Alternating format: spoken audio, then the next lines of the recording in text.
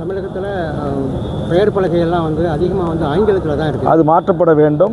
ஏற்கனவே கடந்த காலங்களில் இதைக்கு நான் சட்டமன்றத்தில் பேசி கலைஞர் அவர் அதற்கான உத்தரவு வெளியிட்டிருக்கிறார்கள். அரசு ஆணை இருக்கிறது. அதனால் அரசு அதிகாரிகள் அதை கண்டிப்பாக நடத்த வேண்டும். அதுபோன்ற தமிழ்நாடு அரசு போக்குவரத்து கழகம் என்பது இருந்தது. தமிழ்நாடு தற்போது அரசு போக்குவரத்து கழகம் என்பது இருக்கிறது. இது மாற்றப்பட வேண்டும் என்றும் நான் தமிழக சட்டமன்றத்தில் வலியுறுத்தி வருகிறேன். அதுபோன்று கோவில்களில் குடமுழுக்குகளில் தமிழில்தான் அர்ச்சனை செய்யப்பட வேண்டும், குடமுழுக்கு செய்யப்பட வேண்டும்.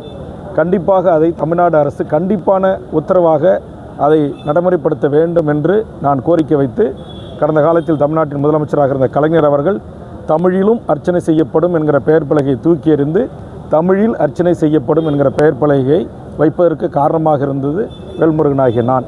இப்போது முத்துவேல் கருணாநிதி ஸ்டாலின் அவர்களிடம் நான் கோரிக்கை வைக்கிறேன். இங்கு எல்லா கோவில்களிலும் சமஸ்கிருதமே வழிபாட்டு முறையாக இருக்கிறது. சமஸ்கிருதமே இங்கு தேவ பாஷை என்று சொல்லி குடமுழுக்குகளில் பயன்படுத்துகிற நிலை இருக்கிறது. அதை நன்னீராட்டல் என்று பெயர் மாற்றி தமிழில் கண்டிப்பாக குடமுழுக்குகள் நடத்தப்பட வேண்டும், நன்னீராட்டல் நடத்தப்பட வேண்டும் என்பதுதான் தமிழ்நாட்டில் இருக்கிற தமிழ் அமைப்புகள், தமிழறிஞர்கள், தமிழ் தேசிய அமைப்புகள் அனைவருடைய விருப்பம். அதையும் மாண்புமிகு முதலமைச்சர் அவர்கள் கண்டிப்பாக நிறைவேற்றி தர வேண்டும் என்ற கோரிக்கையை நாங்கள் முன்வைக்கிறோம். ஆக இங்கு இருக்கிற தமிழ் மக்களுடைய தேர்தல் காலத்தில் இந்த வாக்குகளை பெற வேண்டும் என்று சொன்னால் இந்த தமிழ்நாட்டு தமிழ் மாநிலம் தமிழுக்குரிய முக்கியத்துவம், தமிழர்களுக்கான நீண்ட நெடிய கோரிக்கைகளும் நிறைவேற்றப்பட வேண்டும்.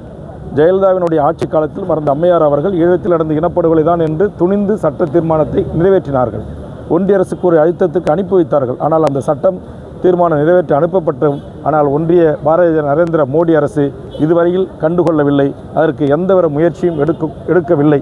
அதனால் மாண்புமிகு தமிழ்நாடு முதலமைச்சர் அவர்கள் நீங்கள் இப்படி ஒரு தீர்மானத்தை நிறைவேற்றி ஒன்றிய அரசுக்கு ஒரு அழுத்தத்தை கொடுங்கள்.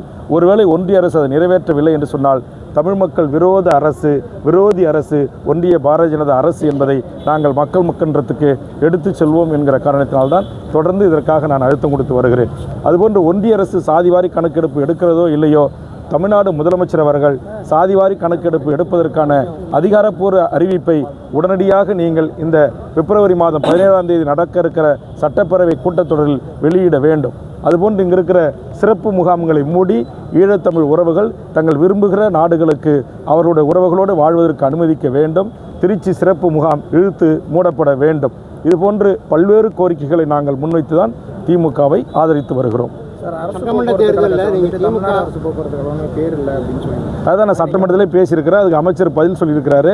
அப்படி நாம் எழுத வேண்டும் என்றால் எல்லாவற்றிலும் எழுத வேண்டும் என்று சொல்லுகிறார்.